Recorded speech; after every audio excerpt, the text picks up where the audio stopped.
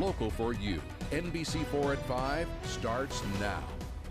A big day for Central Ohio as officials announce a $20 billion computer chip facility is coming to New Albany. Good afternoon. We thank you for joining us for NBC4 at 5. I'm Jennifer Bullock. And I'm Brad Johansson. As we take a look at the news of Intel's arrival, it comes to light as it did last week when a Jersey Township trustee told NBC4 about a 10-year development coming to Jersey Township. Well, tonight, NBC4 delivering team coverage. Karina Chung hearing from the Ohio Chamber of Commerce about the jobs that this will bring to Central Ohio. But first, Jamie Ostroff just heard from Governor Mike DeWine, Intel execs, and other high-ranking officials. Jamie, what did they have to say about this so-called game changer for the state of Ohio?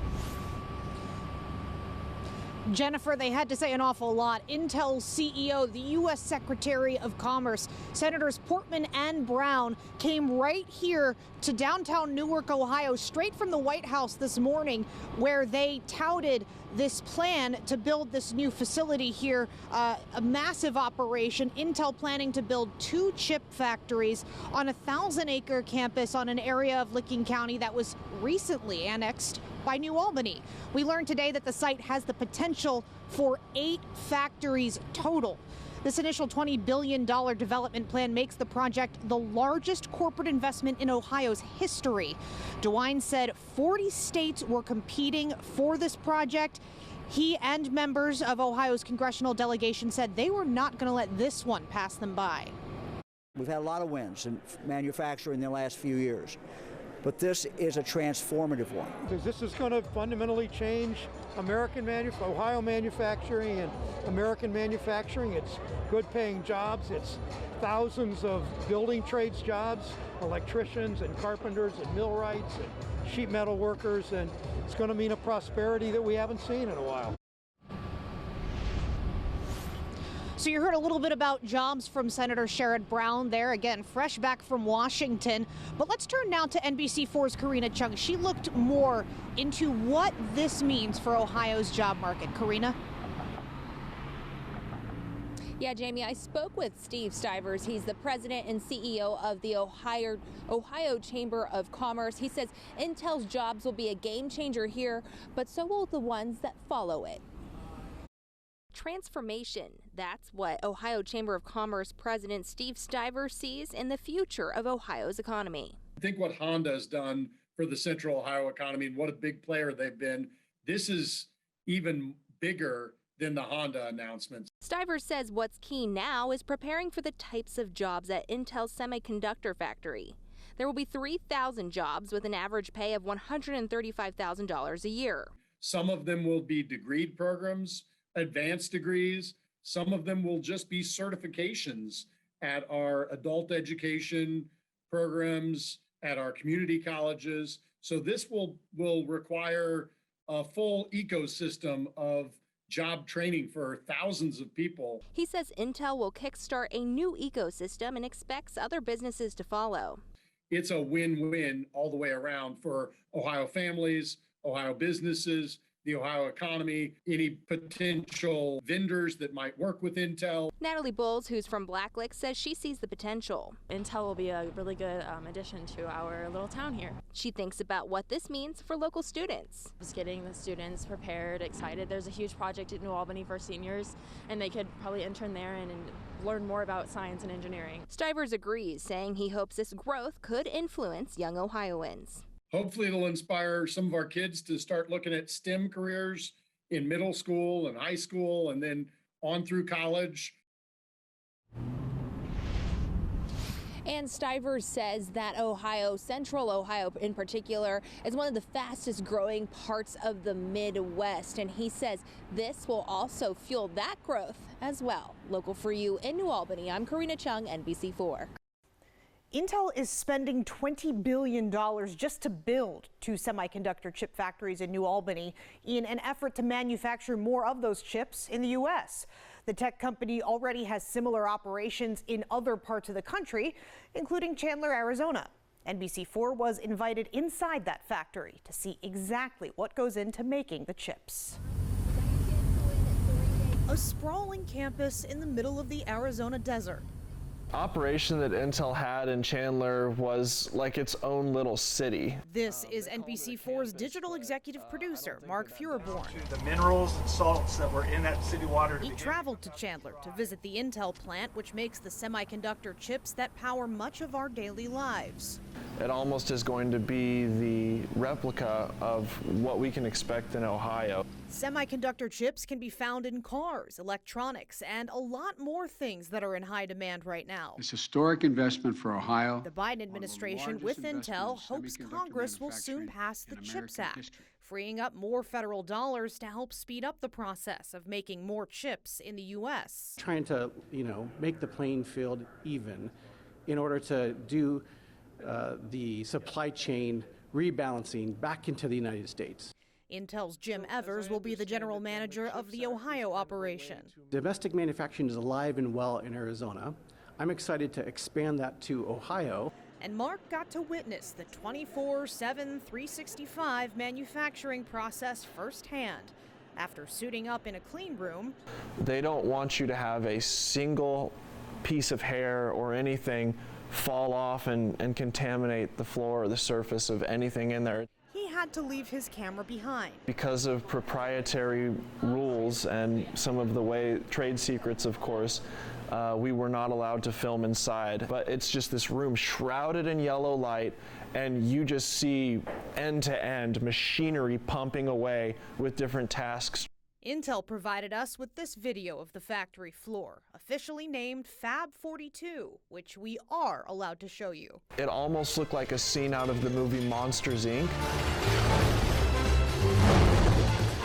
If you remember the rail system where they would have doors coming in for the monsters to go through to scare children, they had something very similar just running all through the ceiling of this fab. It's the automated superhighway, which hustles materials between different sections of the fab throughout the manufacturing process before the chips get shipped around the world. Going into it, I think that that you're going into a place that's kind of like the facet of technology, a very impressive and advanced place, but you don't really get a glimpse of the scale, the sheer size of what's going on there until you're inside and looking at it. And Evers says Ohio's operation is going to be even bigger. Sure, the campus that we have here, it's pretty big, 700 acres. But if you look at what we've announced for Ohio, it's 960, almost 1,000 acres that's there. From job creation to the environment to the physical landscape, it is no doubt that Intel will have a major impact on our community. Over the next several weeks, we'll explore every angle of it from the vantage point of a community that has already felt the impact. Next week, we'll show you Intel's effect on housing and what needs to be done in central Ohio to avoid some of the challenges people in Chandler are dealing with.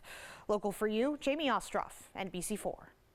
A broad impact at that. Once Intel's New Albany campus is up and running, it'll need suppliers to keep its semiconductor chip manufacturing process going.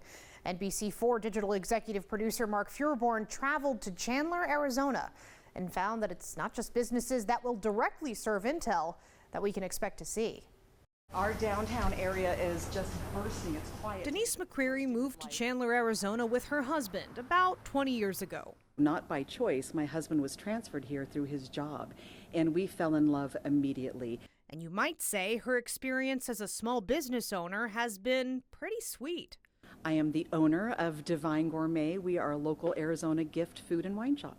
McCreary says her business thrives thanks to the support of her neighbors, including one of her biggest clients. We have sent gift baskets for Intel from Intel all over the world. But one of my funnest events was we worked with the WIN group, the Women in Intel group, and we put on a virtual evening where we made cupcakes and we had wine together. Divine Gourmet isn't the only Chandler business that benefits from having an Intel manufacturing facility in its backyard.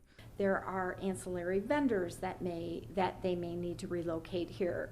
There are other community partners.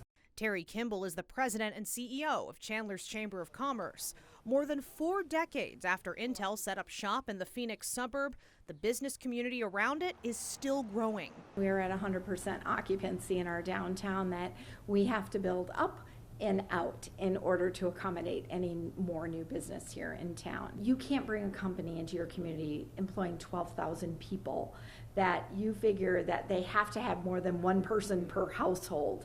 And the restaurants and the small businesses, the dry cleaners, the hotels, you name it, those all benefit from it. According to data provided by Intel, the company spent $7.2 billion with Arizona-based organizations in 2021 and supports 1.5% of all jobs across the entire state. Here in Ohio, New Albany Mayor Sloan Spalding expects the impact to be no different. We had a meeting just a couple of weeks ago with some Intel suppliers that are looking to move to Ohio. So Intel's here, but they're bringing 50, 100 suppliers. This is a great economic development opportunity for the entire region. And it isn't just the for-profit sector. Intel says the company, its foundation, and its employees gave $7 million to Arizona-based charities just last year. To see more of our reporting on the Intel impact, head to NBC4i.com. The meeting was 2.5 hours long. Dozens of community members showed up. Dozens had questions. People seem to appreciate the importance of what Intel is bringing and doing, but they also have concerns. The fact Intel is coming to Licking County has been hard for Molly Gammertsfelder to deal with. I mean, I see the need for it, but I don't see why they have to do it the way they're doing it, and it's just too much. She's lived in Johnstown for 25 years. The border of the city of about 5,100 people is about a mile from where Intel's new computer chip campus will be. Gammertsfelder is worried the community will lose its rural feel. I think I could speak for everybody in saying that we moved to Johnstown because we want to live in a rural environment, and we had no idea this was going to happen. Her concern is shared with other residents who spoke at a Thursday night Johnstown community meeting about Intel. Residents and neighbors also bringing up concerns about the environment, traffic, property taxes, and transparency. I grew up in Johnstown my whole life and graduated, and my family, we all live here, and we didn't have our say in this at all. The meeting also included a presentation about the growth the $20 billion computer chip campus will bring. There was also a representative for Intel on the panel who says the company is looking forward to more conversations. You've invited me to your businesses, you've invited me to your farms, you've invited me to your schools, and we're going to continue doing that because we're going to all do this together. We're going to be friends and neighbors for many, many years to come. I do think change is coming, but I also think that we can do this in a way that we all end up being comfortable with, but nobody has a crystal ball on it. Emotions were a bit high at times during the meeting. Construction is expected to start in the fall, and city leaders say there will be many more meetings like this. Local for you in Johnstown, I'm Eric Halpern, NBC4.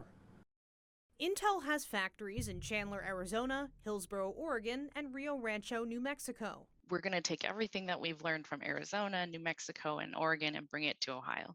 Linda Chan is with Intel's Global Public Affairs team.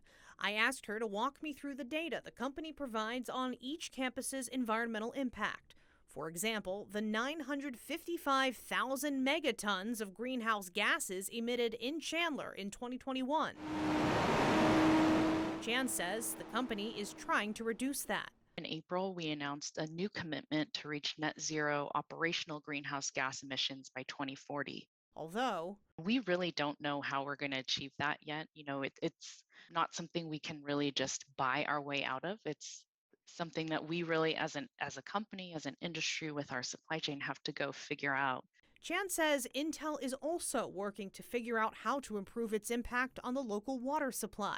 Semiconductor manufacturing is water intensive, but over the last 4+ decades, we've really refined and optimized our process to be able to conserve, reuse, and recycle as much water as we possibly can. Data for Intel's Chandler plant shows less water usage with each passing quarter in 2021. We also have a goal to be net positive for our water use by 2030. That means every drop of fresh water used by Intel gets recycled, cleaned, and put back into the water supply. Chan says some of Intel's plants are already doing that, but others are only returning about 80% of the water they use. She said the bottom line? We want to be a good neighbor. We want to be an asset to the community. And listening is a part of that. Intel works with local advocates like the Community Environmental Working Group in New Mexico. I spoke with its chair, John Bartlett, in March. They're more open, they're more providing stuff than almost anybody you can find. They also have more resources than almost anybody you can find. Intel has employees that are part of the working group, which collaborates on ways to shrink the Rio Rancho plant's environmental footprint. And Bartlett says they've gotten results, including better pollution abatement equipment and taller smokestacks to make emissions less bothersome on the ground. I want the CWG to do good work, get good results, and have people notice it so that they can do similar things. Made in Ohio and made in America is no longer just a slogan. It's happening. When the best damn band in the land ushers in a crowd of hundreds and a Republican governor and Democrat president share the stage and then share the credit, it is, as Joe Biden said, a sign that change is on the way. The Wright brothers, Neil Armstrong, John Glenn, they defined America's spirit, a spirit of daring and innovation. Pat Chase laid out Intel's vision that builds on that legacy. And America is about to restore its competitive edge. And as we saw during the pandemic, when factories that make these chips shut down, the global economy comes to a halt, driving up costs for families and everyone, not just here, but around the world. In fact, 1/3 of the core inflation last year was due to higher prices of automobiles because of the shortage of the semiconductors needed to build those automobiles. Intel's tiny computers go into phones, appliances, cars, and military weapons. The state and federal governments are investing in this massive project through tax breaks and the support of the CHIPS Act. Intel is investing at least $50 million in educating the workforce to sustain its current plan for a $100 billion project here. Folks, the future of the chip industry is going to be made in America. Made in America.